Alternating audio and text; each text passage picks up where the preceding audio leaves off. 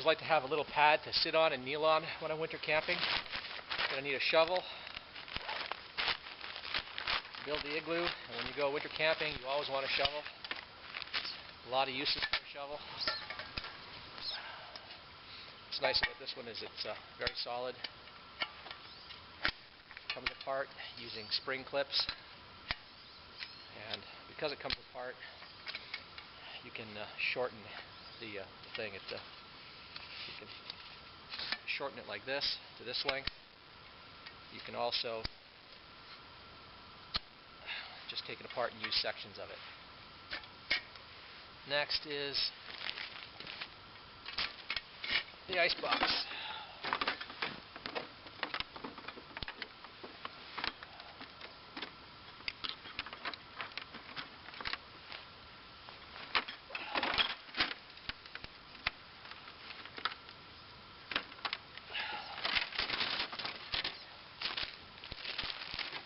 Don't need that for now.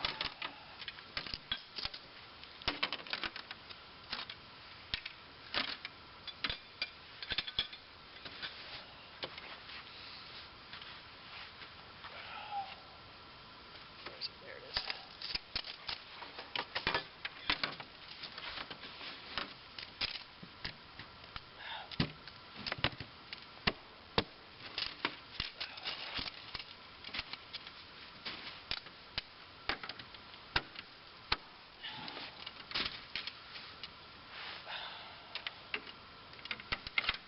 It's pretty sturdy.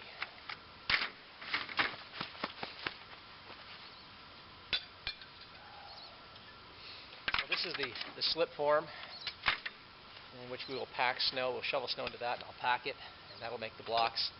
This is the adjustable length pole that's going to be anchored to the center from the inside of the form to the center of the igloo.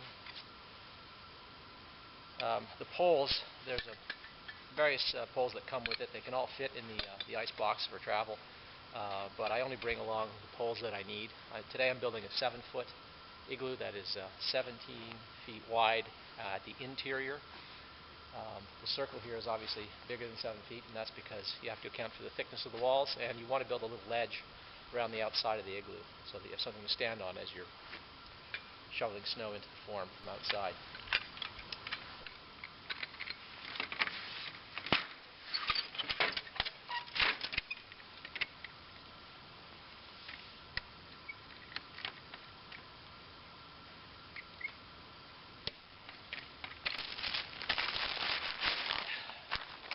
Got to be really tidy when you're winter camping. It's so easy to lose things in the snow. You always got to choose things that are very colorful. Don't choose anything white if you have a choice. Okay, so this is the whole setup. I'm going to anchor this spike in the snow, and I'll travel around building blocks with the slip form. The spring clips here are adjustable so that as I move up I can shorten and lengthen the pole as necessary to get that perfect arch. The instructions detail exactly what you need to do. There are the holes where you make the adjustments are all numbered, so it's actually pretty clear. Okay, I'll get started.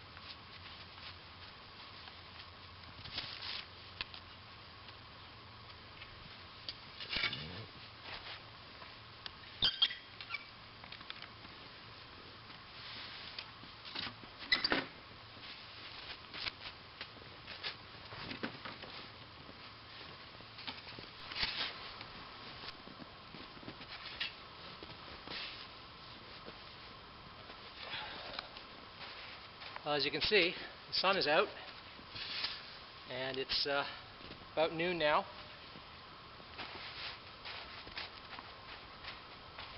And it's warm. I'm down to just my thin base layer. And as you can see, I'm not a heavy guy. I don't have a big fat insulating layer all around me. So as long as you're working and it's not windy and the sun is out, it can be -5, -7. I figure it's about -7 right now, and I'm perfectly comfortable. Mind you, I got to keep drinking because I am in fact perspiring a little. And I'm wearing wool now, wool pants and a wool base layer, so I'm venting all that moisture off, so I'm not going to get that cold, clammy feeling later on when it cools down and when I stop moving. But I'm perfectly comfortable right now. This is exactly right. I couldn't have asked for a nicer day. So, we're making progress on the igloo. It's time to have some snacks. What do we have? Homemade molasses cookies. Molasses cookies are great. They're made with molasses and brown sugar and butter. They stay soft even when it's really, really cold. Snack bars, granola bars. Some they freeze up and get pretty hard. Others stay nice and chewy. The crumbly kind are actually pretty good. They remain crumbly. They don't get hard and hard to bite through. Gorp, good old raisins and peanuts. Got a lot of that. And meat sticks, pepperettes. Nice and fatty and keep you good and warm. I think that's all I've got in the way of snacks. But that's plenty. I have enough snacks here that I could live on this for a couple of days if I had to.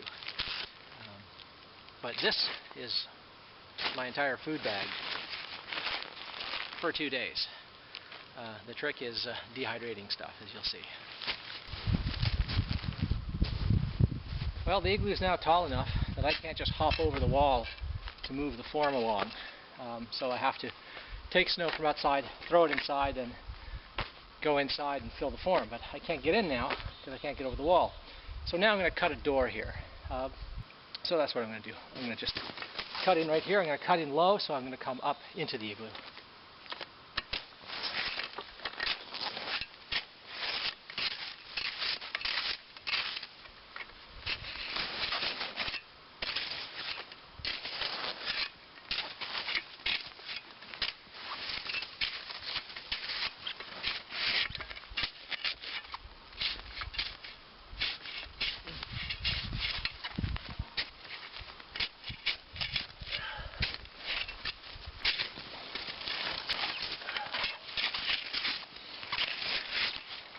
The reason I'm not just carving straight in, but carving under the floor, is because once I'm in the igloo at night, I want there to be a sleeping shelf that's at least as high as the ground around it or higher. In fact, I want my sleeping shelf to be at about the height of the door or higher if possible. I don't want the cold air to just breeze its way in. So I want my floor to be as high as possible above my door. Also, having a little pit entrance like this at the door acts as a cold well. So the coolest air that's in the igloo will sink into it. At the top of the igloo, it's going to be warmer than at the bottom of the igloo. And down here in the cold well, that's where the coldest air will pool.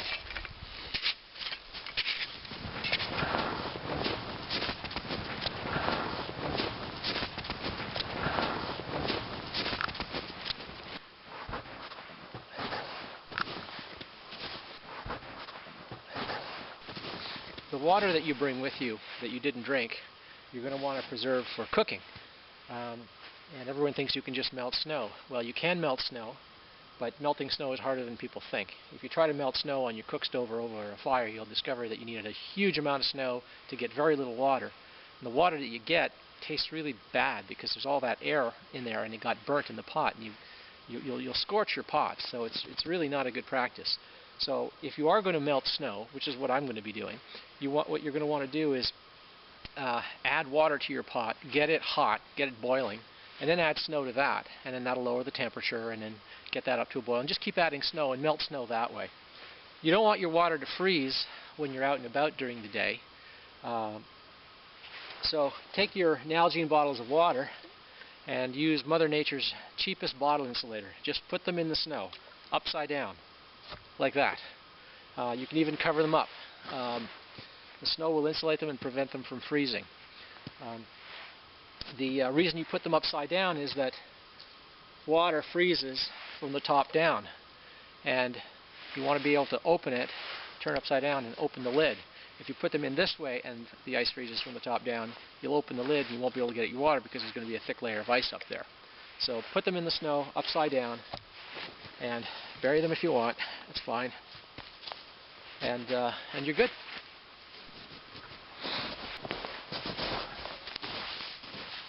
The next thing I'm going to do is part of my camp setup is get my bedding in order.